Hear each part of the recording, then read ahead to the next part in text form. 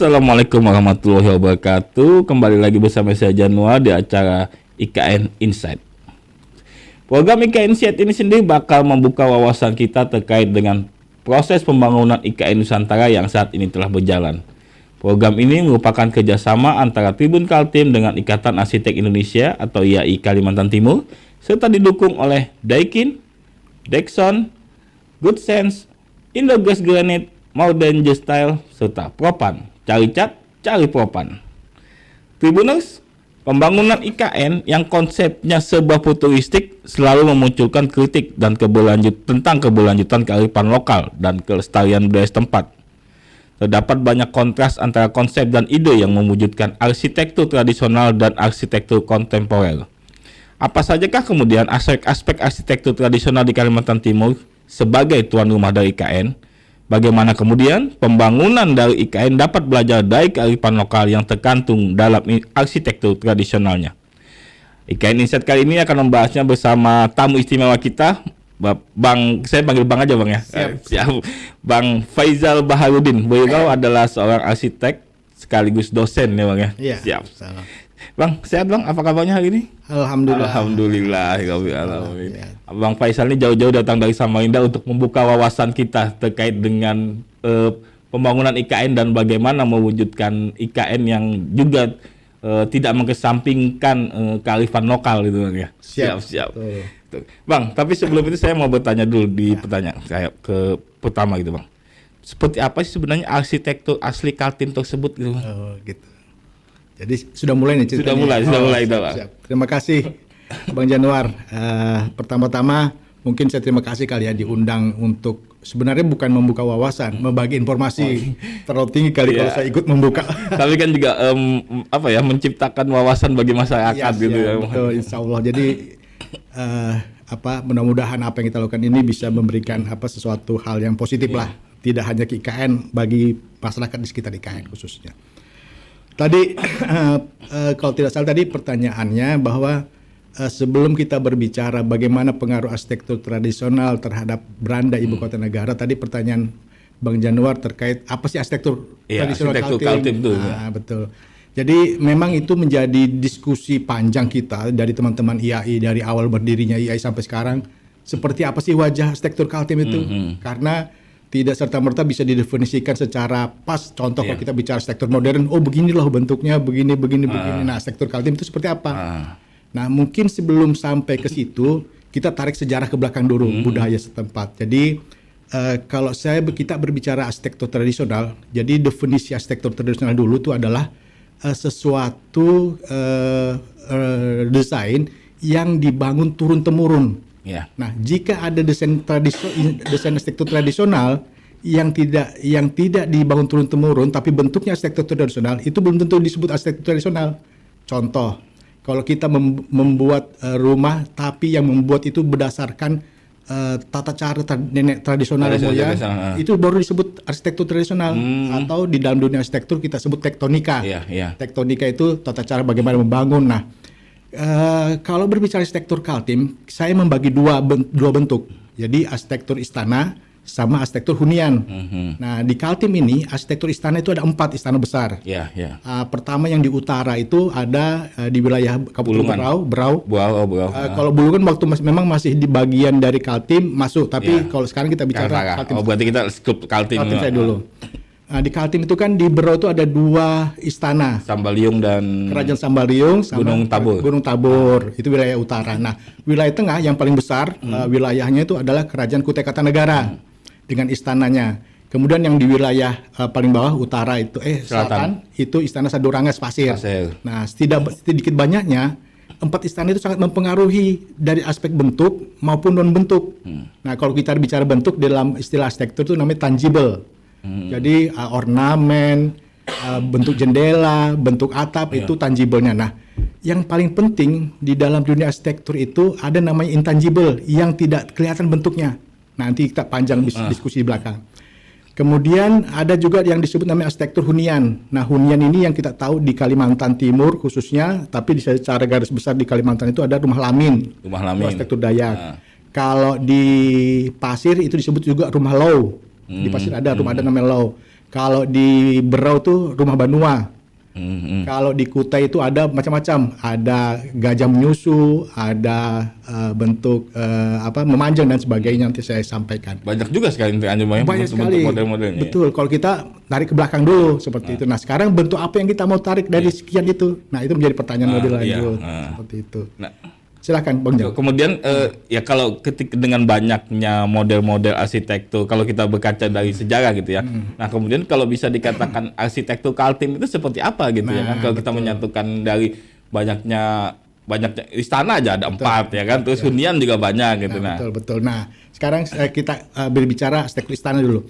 Sebenarnya istana yang ada di Kaltim itu ada kemiripan semua. Mulai dari Istana Kutai Kartanegara, Sadorangas, sama Istana Gadung Tabur dan Sambaling itu ada kemiripan. Dia ujungnya adalah arsitektur Melayu. Nah, salah satu ciri arsitektur Melayu itu dari segi warna, banyak sebenarnya. Dari segi warna itu dia kuning dan hijau. kuning dan hijau. Itu arsitektur Melayu. Kemudian dia banyak menggunakan arts atau lengkungan-lengkungan seperti itu. Jadi itu sebagai pengikat. Tapi kalau bicara filosofinya, dari Sabang sampai Merauke, tidak semua, khususnya yang tipologi panggung, itu semua filosofinya bersama. Kalau bicara arsitektur Melayu. Ada kepala, ada badan, ada kaki. Nah, kepala itu atap, badan itu ada rumah dan kaki. Nah, sebenarnya filosofi ini yang coba mau diangkat, bahwa itu juga bisa mewakili arsitektur Kaltim. Nah, kalau dari segi rumah, ini yang paling unik itu adalah rumah lamin. Rumah lamin ini yang membedakan antara rumah tradisional Dayak dengan rumah tradisional suku lainnya. Tapi kembali ke filosofi, rumah lamin itu bisa juga kita sebut rumah komunal, Pak Jan. Iya. Kenapa rumah komunal sebenarnya tidak hanya ada di Kaltim, di Padang rumah gadang itu juga komunal juga. Ya, artinya banyak orang yang tinggal di situ ya. Nah, seperti itu. Artinya filosofi besarnya seperti itu. Tapi kalau kita melihat bagaimana kalau arsitektur Kaltim disematkan di dalam bentuk-bentuk ibu kota negara. Contoh kasus kemarin juara 2 desain Istana Wapres. Itu ada yang mengangkat tameng Dayak, disematkan bentuknya di filosofikan bentuknya di dalam bentuk tampak depannya seperti itu. Artinya hal-hal seperti itu juga dimungkinkan ketika berbicara sektor Kaltim, dan banyak lainnya semestinya seperti itu. Nah, dengan banyaknya masukan-masukan, maksudnya model-model gitu, Pak. Nah, unsur-unsur apa saja sih yang bisa mendukung sebuah bangunan itu bisa dikatakan punya ciri khas arsitektur lokal, terutama Kaltim gitu ya kan? Ya. Tadi kita sudah definisikan ya bahwa kalau berbicara arsitektur Kaltim itu tadi ada 2 ya, hunian atau istana. Yeah. Nah, sekarang bagaimana sih kalau kita sebut bahwa ini adalah arsitektur Kaltim? Kalau dari segi bentuk sudah jelas. Kalau kita mengambil contoh arsitektur, karena gini, kita bicara wilayah dulu.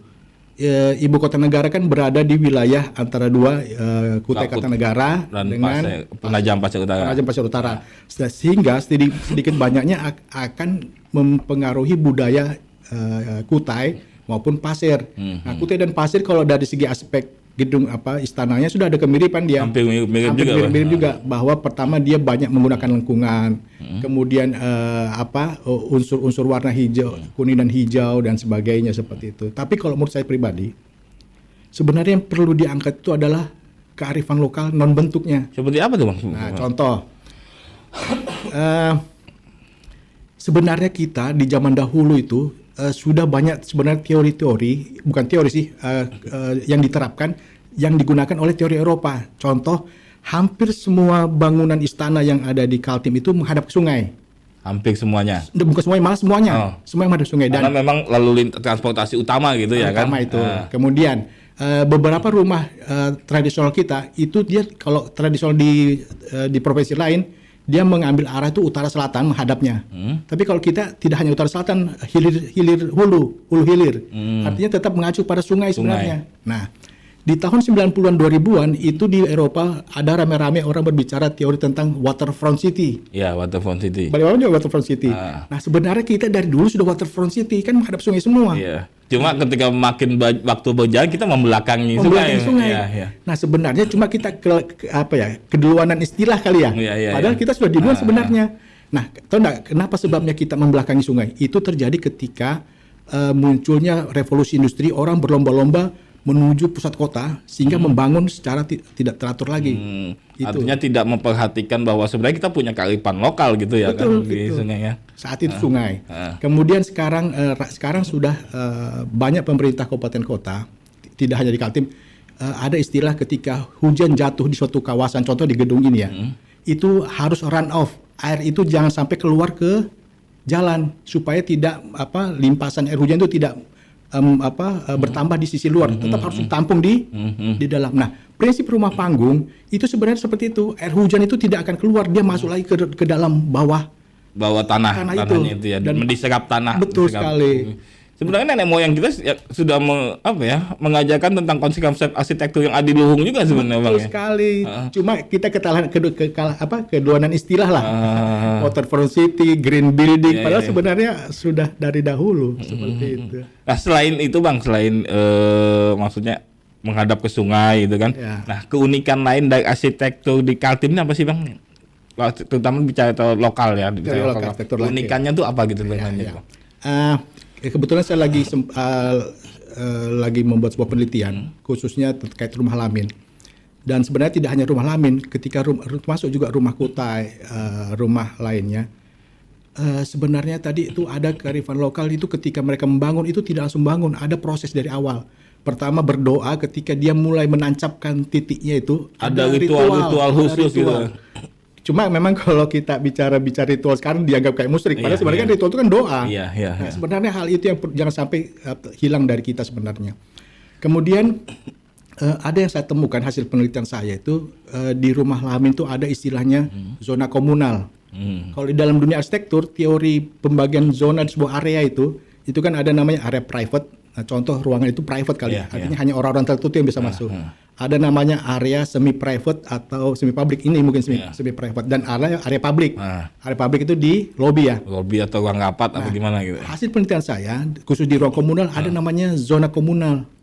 Nah, bedanya zona komunal dengan semi private, zona komunal itu adalah yang bisa masuk ke situ adalah orang-orang yang mempunyai keterikatan hubungan darah, hubungan hobi dan sebagainya. Nah, teori yang saya dapatkan itu sebenarnya bisa diterapkan untuk mengetahui elemen-elemen apa saja yang pas untuk sebuah ruangan dengan tipologi zona komunal. Nah, contoh ini ya, ruangan ini. Kalau kita bicara zona komunal, kita tahu namanya personal space. Personal ruangan khusus ya kan. Ruang zona. Contoh sebenarnya kan kita ke diskusi sedikit ya terkait ini. Jadi ini sebenarnya kearifan lokal yang saya temukan di rumah lamin. Nah, di rumah lamin itu ada ruang besar di depan, itu kan sebenarnya publik. Tapi dia personal space-nya cukup dekat. Kenapa itu bisa terjadi? Artinya keakraban itu bisa tercipta dengan ruang yang cukup besar. Padahal kalau secara teori, makin besar ruangan, mestinya kan jarak itu agak jauh. Nah, termasuk ini. Kalau kita kembali ke flashback ke sini, kalau ini fungsi ruangnya adalah untuk menggali informasi narasumber, mestinya kan personal space itu harus agak lebih dekat.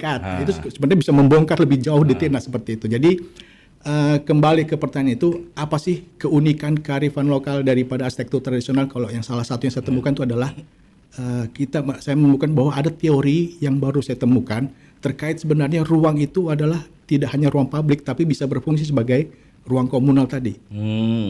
Contoh gini, kalau kita terapkan di rumah Pak, jadi banyak rumah-rumah tradisional, rumah modern sekarang ini kita sudah mengabaikan sudah mulai individualis kelihatannya. Karena apa? Anak di kamarnya, ibu di tempatnya, bapak ruang kerjanya. Sebenarnya kan sudah ada ruang keluarga yang disediakan gitu ya kan. Tidak, dan ruang keluarga yang disediakan juga tidak memberikan efek terhadap interaksi keluarga. Nah, hal-hal seperti itu yang diabaikan di dalam dunia arsitektur tradisional Kaltim.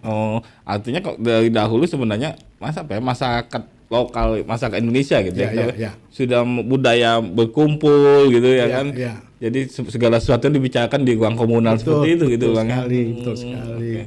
Nah, gini, jadi cuma yang memang agak sedikit kita abaikan sekarang ketika ruang interaksi itu kita abaikan, kemudian bagaimana elemen dan bagaimana desainnya itu akan mempengaruhi kenyamanan. Sebuah ruang kenyamanan yang terganggu itu akan berefek kepada kesehatan. Nah, kesehatan ketika terganggu ya otomatis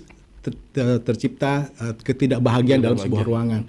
Nah, ciri-ciri orang sehat itu adalah bahagia tadi itu, Mas Jan. Berarti arsitektur itu juga mengandung filosofi juga sebenarnya, Bang. Oh iya, itu yang sebenarnya terabaikan sekarang. Nah, kalau arsitektur Kaltim sendiri filosofinya itu seperti apa gitu, Bang? Nah, yang tadi yang yang hasil temuan penelitian saya, ada sebuah ruang yang cukup besar, tapi sebenarnya bisa menciptakan kekerabatan yang kuat, khusus di ruang lamin. Kemudian di arsitektur Kaltim juga itu dia memiliki berbicara kalau filosofinya itu ada 3 hubungan, Pak. Pertama antara bangunan dengan manusia, antara bangunan dengan lingkungan sekitar, dan antara bangunan dengan unsur spiritual. Nah, ini yang karena selama ini di arsitektur modern dia tidak berbicara yang tidak terlihat. Arsitektur modern selalu berbicara yang terlihat saja, Fisik gitu ya. fisik saja. Nah, itu kan paham materialisme sebenarnya. Nah, jangan sampai hal ini juga diterapkan di IKN. Kita hanya berlomba-lomba untuk kemegahan, tapi sebenarnya ada aspek yang jauh lebih kuat, itu adalah yang tidak terlihat atau intangible tadi itu. Nah, di arsitektur Kaltim itu sangat kuat sekali hal itu, Pak. Nah, itu yang mungkin coba kita bisa diskusikan. Kalau begitu, kalau kita menyangkut soal IKN yang sudah ditetapkan berada di Kaltim gitu, Bang ya. Nah, seberapa pentingnya sih sebenarnya memasukkan arsitektur tradisional baik dalam bentuk fisik ataupun filosofi dalam pembangunan IKN ini gitu, Bang? Ya. Maaf.